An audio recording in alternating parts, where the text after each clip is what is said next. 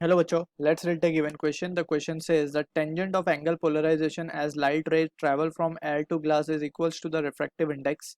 This law is called as.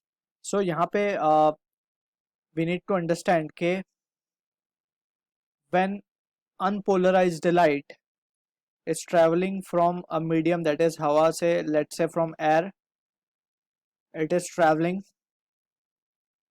to water. हमें क्या दूसरा मीडियम जो है वो ग्लास है.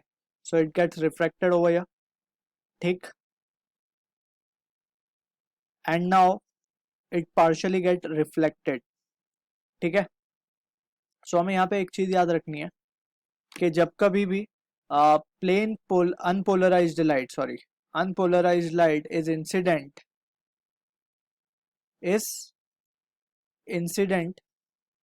Eight an angle, some angle जिस पे वो इंसिडेंट हुई है, कहाँ पे, एयर और ग्लास के इंटरफेस पे. ठीक है.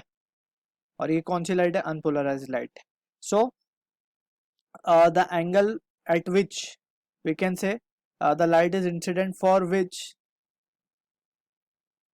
एंगल ऑफ रिफ्लेक्शन, ये जो एंगल है, या फिर basically the reflected ray and refracted ray, this one is refracted ray and this one is reflected ray, when both becomes perpendicular to each other. So जो light है ये reflected light, it becomes plane polarized. So this is what the statement we need to understand. Plane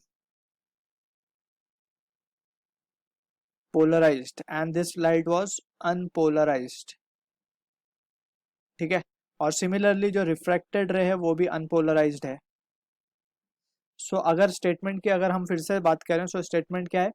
when an unpolarized light is incident at some angle of incident, so the reflected ray and refracted ray becomes perpendicular to each other, so the reflected ray becomes plane polarize. So reflected ray कैसी हो जाती है? Plane polarised हो जाती है. सो इस चीज को समझने के लिए इस एंगल को जहां पे ये फिनोमिना अकर हो कि रिफ्लेक्टेड रे प्लेन पोलराइज्ड हो जाए, सो इस फिनोमिना को हम कहते हैं ब्रूस्टर्स लॉ. ठीक है. इस फिनोमिना को हम कहते हैं ब्रूस्टर्स लॉ.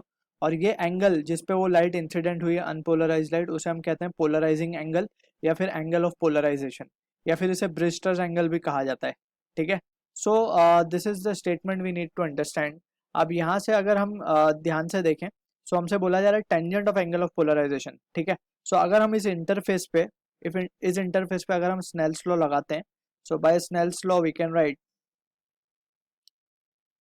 हम क्या लिख सकते हैं? एयर का रिफ्रैक्टिव इंडेक्स 1 है और वहाँ पे जो एंगल है वो साइन आई पी है, and that will be equals to mu. इसका रिफ्रैक्टिव इंडेक्स अगर हम मान लें म्यू है, सो म्यू, और यहाँ क्या आ जाएगा? Sine R. This will be the angle R over here.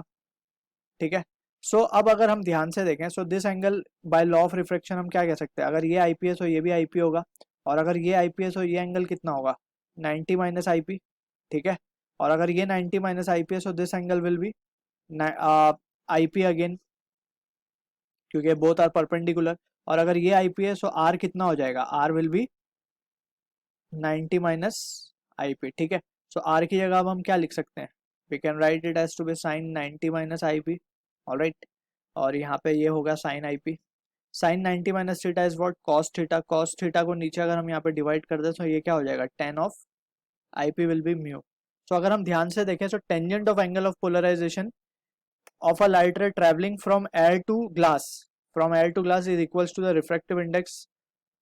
तो यही चीज यहाँ पे प्रूफ हो रही है. ठीक है ना. So we can say this law is called Brewster's law. This law is called Brewster's law. ठीक है. So I hope you understood the solution. All the best.